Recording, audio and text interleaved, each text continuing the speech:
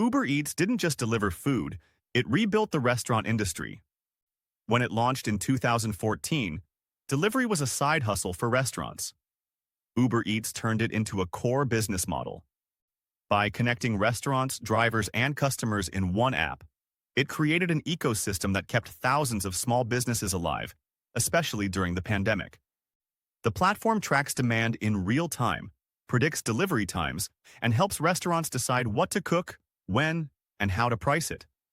For many, Uber Eats became both a marketing channel and a survival tool. The company also reshaped customer behavior. Eating out became ordering in. Local restaurants became global brands inside the app. And Uber Eats turned convenience into culture, generating billions in annual revenue while redefining what a restaurant means today. Today, Uber Eats is more than a delivery service. It is infrastructure, a digital backbone that supports restaurants, couriers, and customers in a single, fast-moving network.